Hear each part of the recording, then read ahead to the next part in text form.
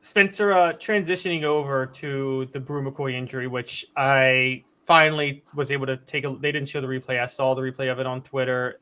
Don't watch it if you guys can't handle, It's not scary good. injuries. It's not. Yeah, you guys obviously dealt with one in '98 when Jamal Lewis went down with a season-ending Sure. injury. I know there's obviously the talk of next man up. You got to be ready, things like that. But from a mental standpoint, how do you prepare in the sense of, I know you're trying to focus and move forward, but don't you also have to put like the fact that you got to feel really bad for the guy when they go down for the season, right? Like, how do you For, move past that feeling so awful for a guy? yeah, man, it sucks. We'll just call it how it is. I don't know if I can say it on the podcast, but it's not good. We don't have an FCC around here. Just checking.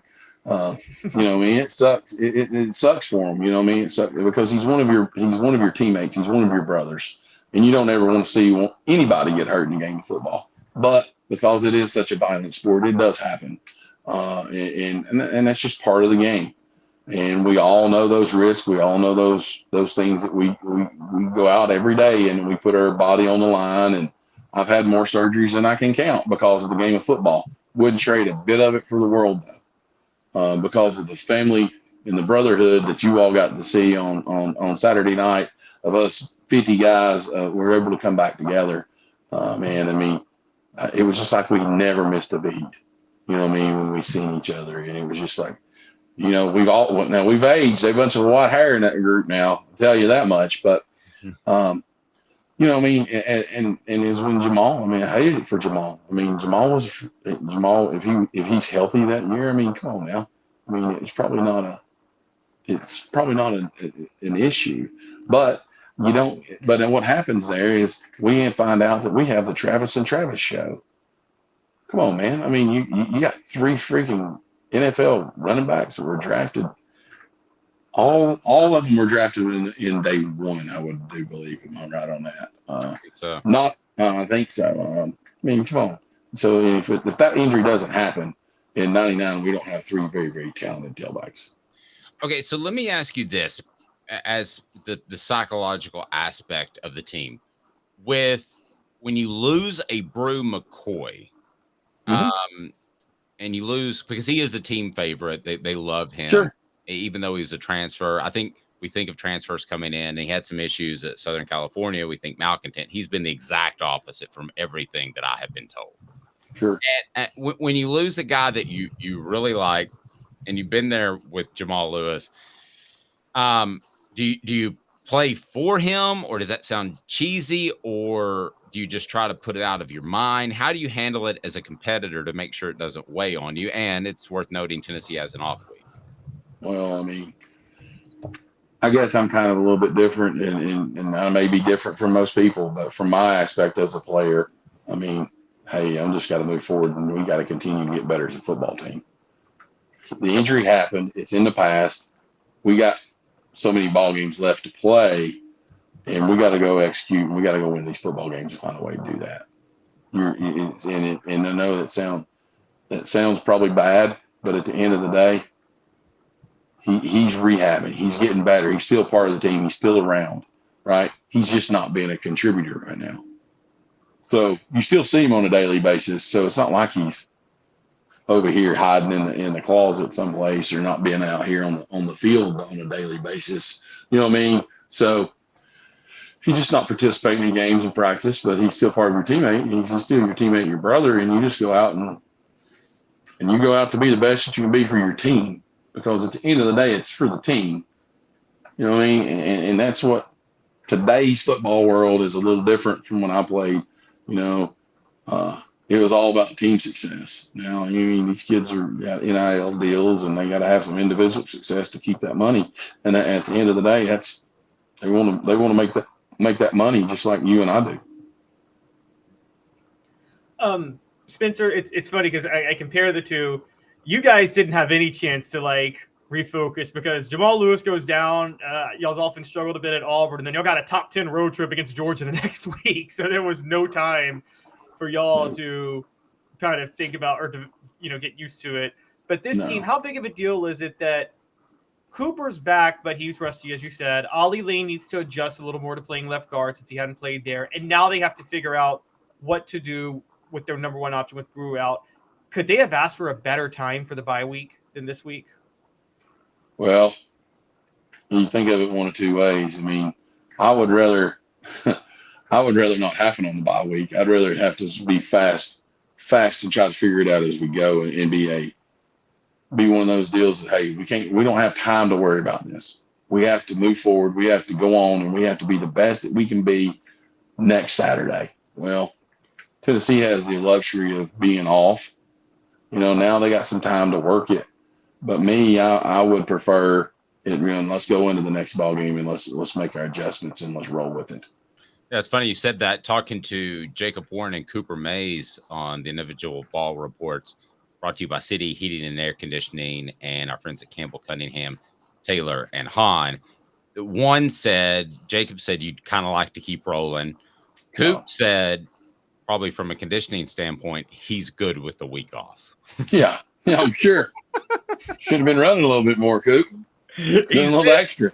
He was running in the pool, but that's not the same thing as running around in Neyland Stadium, pushing around SEC opponents that are playing, I guess, for the Super Bowl. So. Yeah, for sure. All right. The conditioning pushing around a 300-pound man, it's a little different than just running sprints, right? Let's just call it how it is. So you push around a big guy for 60 minutes. You're like, yeah, I'm tired after this ball game. You're sore. You didn't know you're sore in places. And well, I understand where he's coming from. Yeah, absolutely. All right. So coming up, we're rooting for you. You have a big game this week, and Spencer, the sooner you can get my Jeff County the shirt, the sooner I can rep it. But big game this week, and we're all rooting for you. Who you got? How you feel? I know it's just Monday. Well, we got West Ridge this week. It's it's a new school up there where they consolidated the majority of the Sullivan schools, the directional Sullivan schools, into one school. They're good. They lost their starting quarterback 2 weeks ago for the season. Kind of trying to figure out what they'll do offensively and do that. So we'll just figure out how all that goes, and we think we know what they're going to do offensively or defensively, but everybody pulls out something out of the trick versus us here the last couple of weeks. So so it's definitely be a fun time here in Dumpling Valley. It's homecoming, so big week for us here at the school. Spencer, have a great week, buddy. We appreciate you, and thanks for being a part of the show. Thanks, man. Text me your address. I'll make sure both of you get shirts. Sweet. I'll do that. Sounds good. All right. Any shirt representing a school that beat Steve Spurrier's high school is always good. Thank you. Appreciate it, guys. Have a great week. Thanks, buddy. You too. I appreciate that. That was great stuff. And so I keep calling him Cooper because he reminds me, or Cooper Spencer, because the two remind me of each other. I think you would agree that both are overachievers in their play, although Spencer was actually surprisingly fast. He was in, you might be surprised by this, but before he moved to offense, he was like in the 4.7 range playing defense. Well, that's the thing. Spencer had to change positions, I think, 2 times, right? Because he went from defense to offensive line, but then he went from guard to center. Cooper was a natural born center. Like, he was a center the second he stepped on campus, and everybody knew it at that moment. Dave, I wanted to just add on the Bru McCoy thing. Is it just luck, or is medicine different now than just 17 years ago? And the reason I bring that up is the injury reminded me of the Tyrone Prothro injury, which ended his career at Alabama. Remember that injury when he faced Florida? I hope medicine's different. Do you think if Tyrone Prothro has an injury now, he probably is still playing football or able to come back? Was that 10 years ago, 15 years ago? That was nearly 18 years ago. Remember, it was Mike Shula was at Alabama. They have a 31-3 lead at Florida in the fourth quarter, and he throws a pass into the end zone to Tyrone Prothro. Yeah, but here's the thing. So here's worst case scenario with Tyrone Prothro, and that was one of the more disgusting injuries you'll ever see. And I haven't seen the Bru McCoy injury. You have. I don't want to see it. You said it's similar. Here's the thing about going to the University of Tennessee as opposed to going to another school, that ultimately they will find a way to make sure Bru McCoy is successful in life. So I think he'll come back and play. But if he's never the same, if he lacks that explosion and that power, or if he can't play again, the University of Tennessee, like Alabama did with Tyrone Prothro, you might not know this, but they found him a university job and took care of him. So when you go to one of the big schools, and I'm not picking on TCU, but just for instance, TCU can talk you into coming there for $100,000 in NIL money. You're not going to get that support throughout the rest of your life. So let me ask today's tough question right now, and it's brought to you by our friends at the Hemp House, where you can get this, the Big Orange Crunch. It's upside down, the Big Orange Crunch. And if you use the promo code HOOKED, that's HOOKED, you can get 10% off any of their products. And the Hemp House is the premier hemp dispensary online with a wide variety, great selection, and strict standards to ensure you only receive the best in CBD or Delta products. Today's tough question is kind of a tough one. I want to hear your thoughts on the message board, because this one's tough. Today's tough question. Take a side. Take a stand. The Dave Hooker Show, a presentation of offthehooksports.com. What will have the bigger impact on the season? Cooper Mays' healthy return or Bru McCoy's injury and out for the remainder of the year? Caleb? I have so much high regard for Bru McCoy, but it's Cooper Mays' healthy return. I do too. I knew I was putting you in a bad position. I was putting me in a bad position. I'd love to hear another take on the message board. So let me argue Bru McCoy, even though I agree with you. Bru McCoy, when they say a 1A receiver, they're not talking about the first guy you throw to. So I'm going to kind of take you behind the curtain a little bit, or into the locker room, whatever you want to call it, the dry erase board, with the way coaches determine a 1A receiver. By the way, everybody says that Mays coming back is a big difference. But let me tell you this, I'm not being Debbie Downer here, but when you have a guy that dictates coverage, and Bru McCoy was doing that. He was underused, as Travis says, because I don't think Joe Milton was comfortable. He was dictating coverage in that a safety would roll around and always be on top. That's the same thing that he did last year, and Cedric Tillman was supposed to do, and that's why Jalen Hyatt was open so often. So, Caleb, it's a bigger deal than I think some people are throwing out there at this point. It's easy to say, hey, just throw Ramel Keaton in there and Tennessee will be fine. No, I don't know that Ramel Keaton is physically gifted enough to dictate coverage. I think he's going to go against a lot of cornerbacks that will win the lion's share of battles, or at least the majority of battles. That's what Bru McCoy was doing for this team, from coaches and scouts that I talked to, that watch what the all 22 is a horizontal camera from the end zone. You can see all 22. Well, people were adjusting for Bru McCoy because they were scared of him. That's why he hadn't gotten as many balls to this point. Also, the Joe Milton being uncomfortable. They don't have that now. So it will affect the other two receiver positions. It's a big deal. Now, Travis says hopefully Thornton can fill that gap. Let's talk for a second about who could fill that gap. Caleb, I don't know that it's Dante Thornton. He was out with an injury, and he's had a bunch of drops, and I don't know that he's a natural 1A receiver on the outside.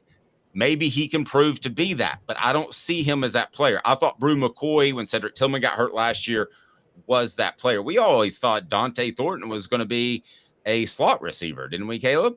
We did. We just thought he was a bigger slot receiver. Yeah. I don't know that he's that guy. I think it's probably Keaton. Will coverage be dictated by Keaton? I don't think so. I think this is a more significant loss than even people are giving it. I think it should be Nathan Leacock. He was balling out in practice last year, but they didn't put him on the field. But I think Josh Heupel, again, Josh Heupel, the play caller, amazing. Josh Heupel, the talent evaluator, I keep questioning.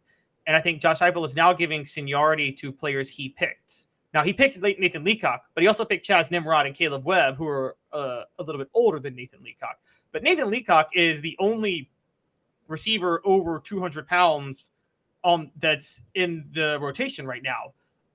Dante Thornton, he's 214, but I'm going to be honest. Dante Thornton, for someone who's 214 pounds, plays like he's 170 pounds. I'm just going to call it what it is. He is he is soft, and I'm not afraid to use that word for him anymore, honestly. And so I think it's got to be Nathan Leacock, unless there's something in practice we're not seeing. But I get your point about dictating coverage. I mean, you covered the 06 and 07 teams. Yes, Lucas Taylor got 1,000 yards receiving. He didn't dictate coverage the way Robert Meacham did the year before, though. Amen. That's and when you have to roll coverage over the whole time, it changes things. Not to get sidetracked, but that was one of the things that Deion Sanders brought to the game, and the elite corners bring to the game. They could take one receiver out, so then you could actually roll coverage to the weaker receiver. So he's pretty much done. I mean, he's not having any sort of a game. I actually did some research, funny enough, what they typically did with elite speedster cornerbacks like Deion Sanders back in the day, because I know I told you back and forth back a few months ago, but I kind of learned this. They would put Deion Sanders on the elite number 2 receiver to take him out fully. So the Cowboys game, I was wrong about it. The Cowboys 49ers game that we talked about that I told you a few months ago, they had Deion Sanders on Alvin Harper to take him out of the game. And then they were like, okay, we can have 2 guys worrying about Michael Irvin, because Deion Sanders can just fully take Alvin Harper out of the game, and Alvin Harper was useless going against San Francisco in that one. And yeah, I'm not going to quibble with you on that, but there was a lot of Deion on Michael Irvin in that game, because you remember your losses, Caleb, and I remember that game. But I think that Tennessee can move on. They can have a fantastic offense, but finding a guy who could dictate coverage would be huge.